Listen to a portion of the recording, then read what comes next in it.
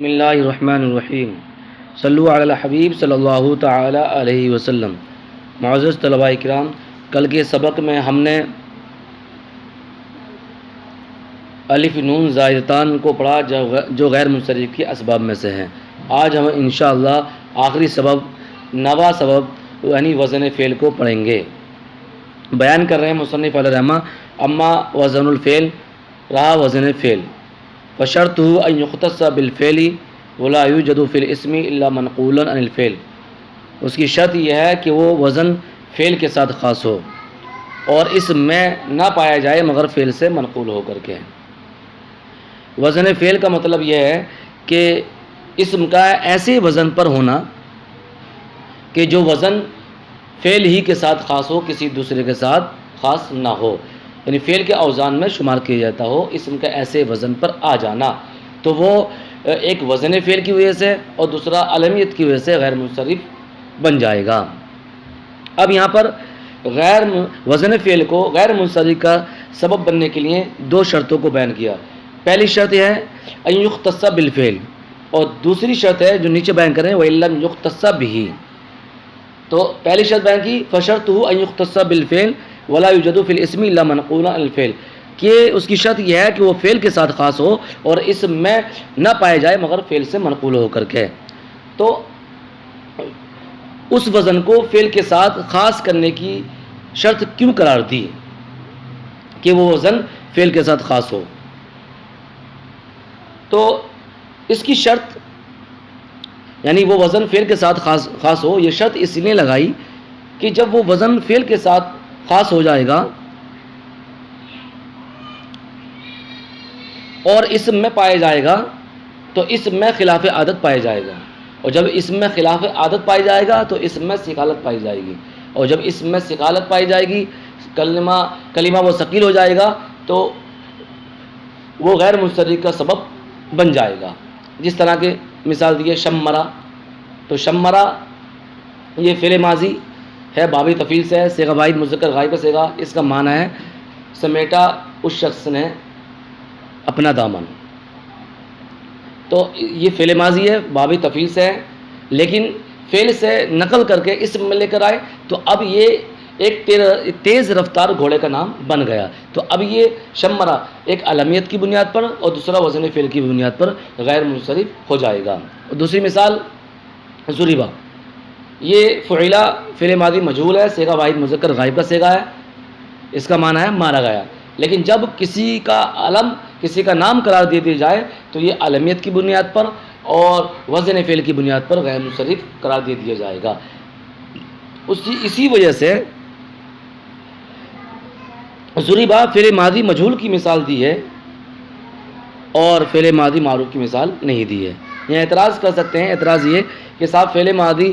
معروف کی مثال کو بیان کیوں نہیں کیا اور فعل ماضی مجہول کی مثال کو بیان کیوں کیا؟ تو اس کا جواب یہ دیا جائے گا کہ صاحب ضریبہ یعنی فعیلہ کا وزن یہ ایسا وزن ہے کہ اس وزن پر کلام عرب میں کوئی بھی اسم نہیں آتا ہے، اور دوسرے جو وزن ہیں فعل کے ان وزنوں پر جیسے فعل فعل ماضی معروف ہے تو اس وزن پر اسم کے دوسرے اوزان بھی آ جاتے ہیں، جیسے شجر، حجر، آخری حرکت کا اعتبار نہیں کیا جاتا ہے۔ اس اعتبار سے کیا ہے دو وزن یہاں بیان کیے، ایک شمرا کہ اس وزن پر بھی کوئی اسم نہیں آتا، یہ وزن فعل ہی کے ساتھ خاص ہے، اور دوسرا وزن فعیلہ یعنی ضریبہ، اور یہ وزن بھی ایسا ہے جو فعل ہی کے ساتھ خاص ہوتا ہے، اس وزن پر کلام عرب میں کوئی اسم نہیں آتا ہے۔ دو ایسے وزن ہیں یہ کلام عرب میں کہ جن دو وزنوں پر فعل ہی آتا ہے، اسم نہیں آتا ہے، اس لیے ان دو مثالوں کو بیان کر دیا۔ بیان کر رہے ہیں مصنف رحمہ اما وزن الفعل رہا وزن فعل فشرط ہو اس کی شرط یہ ہے ان یختص بالفعل کہ وہ وزن فعل کے ساتھ خاص ہو ولا یوجد فی الاسم الا منقولا عن الفعل اور وہ اسم میں نہ پائے جائے مگر فعل سے منقول ہو کر کے، جیسے کسی وزن کا عجمہ سے عربی کی طرف منقول ہونا، تو ایسے ہی اسم میں جو منقول ہوگا وہ فعل سے منقول ہو کر ہی پایا جائے گا، کشمرہ و ضربہ، جیسے کہ شمرہ و ضربہ۔ اب دوسری شرط جو بیان کی تھی وزن فعل کو غیر منصرف کا سبب قرار دینے کے لیے جو دوسری شرط تھی، وہ دوسری شرط کیا ہے؟ وہ یہ وَإِن لَمْ يُخْتَصَّ بِهِ، اگر وہ اس کے ساتھ خاص نہ ہو، یعنی وہ وزن فعل کے ساتھ خاص نہ ہو تو کیا چیز ضروری ہے؟ بیان کر رہے ہیں فَيَجِبُ أَن يَكُونَ فِي أَوَّلِهِ إِحْدَى حُرُوفِ الْمُضَارِعِ، تو واجب ہے کہ اس کے شروع میں حروف مضارع میں سے کوئی ایک حرف ہو، یعنی علامت مضارع میں سے کوئی علامت اس کے شروع میں ہو، اور دوسری چیز کیا؟ وَلَا يَدْخُلُهُ الْهَاءُ، اور ہا اس میں داخل نہ ہو۔ اب یہاں پر یہ بیان کر سکتے ہیں کہ صاحب یہ شرط کیوں لگائی کہ حروف مضارع میں سے کوئی ایک حرف اس کے شروع میں ہو؟ تو اس کا جواب یہ دیا جائے گا کہ جب حروف عطینہ میں سے کوئی ایک حرف اس کے شروع میں آئے گا تو وزن فعل کے ساتھ خاص ہو جائے گا، کیونکہ یہ علامت مضارع جو ہیں وہ فعل ہی کے ساتھ آتے ہیں، کسی دوسرے کے ساتھ نہیں آ جاتے ہیں، تو اس وزن کا خاص ہونا لازم آئے گا کس کے ساتھ؟ فعل کے ساتھ، اسی لیے انہوں نے کہہ دیا کہ اس کے شروع میں کوئی ایک حرف آ جائے، ولا يدخلوا الہاء، اور ہا اس میں داخل نہ ہو۔ ہا کی قید اس لیے لگائی کیونکہ وہ تائے تانیث جو وقف کی حالت میں ہا بن جاتی ہے